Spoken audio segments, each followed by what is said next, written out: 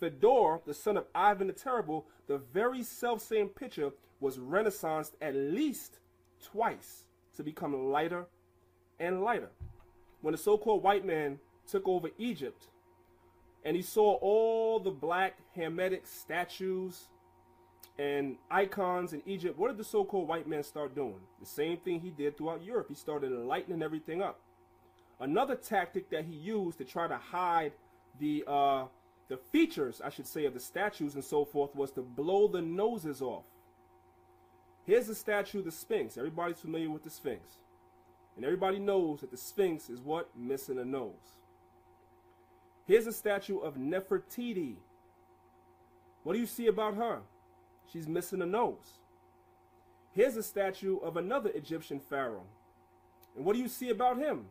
Missing a nose.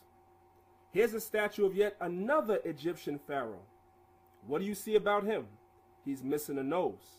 Does everybody see that? Here's another one. Another Egyptian.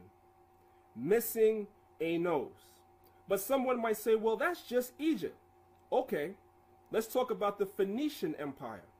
The Phoenician Empire was not in Egypt. The Phoenician Empire was in North Africa, but not Egypt. Here's a statue from the Phoenician Empire. And what do you notice about the statue? It's missing a nose. Everywhere the so-called white man went, that he saw this black statues and art or whatever, he destroyed it. Which brings me to my point. Septimius Severus. There are statues of Septimius Severus all throughout Rome. Here's a statue of Septimius Severus. What do you notice? The same thing you noticed in all the pictures before. It's missing a nose. But someone might say, well, you know, the nose could have fell off when they excavated it and they were putting it into the museum, and maybe accidentally the nose fell off, whatever. Okay, I'll buy that. But here's another statue of Septimius Severus. What do you notice about this one? Missing a nose. Now we have a problem. One statue missing a nose could have been an accident. Two statues missing a nose of the same guy, we got a problem. But here's a third statue of Septimius Severus. And what do you notice about this one? Missing a nose. So you mean to tell me every single statue that they find of Severus Septimius from ancient times all coincidentally are missing noses? Really? I think not. The reason why these are missing noses is the same reason why the statue from Phoenician and also the statues of the Egyptians are missing noses, because everywhere the so-called white man went, that he saw black statues and black icons, whether they be of the Hamitic people, whether they be of the Shemitic people, whether they be of the Japhetic people, everywhere he went that he saw this dark art, he destroyed it. One historical term for that is called iconoclasm. There's a term for that, where you go around destroying black art. Now what you're looking at on your screen is another statue of Septimius Severus.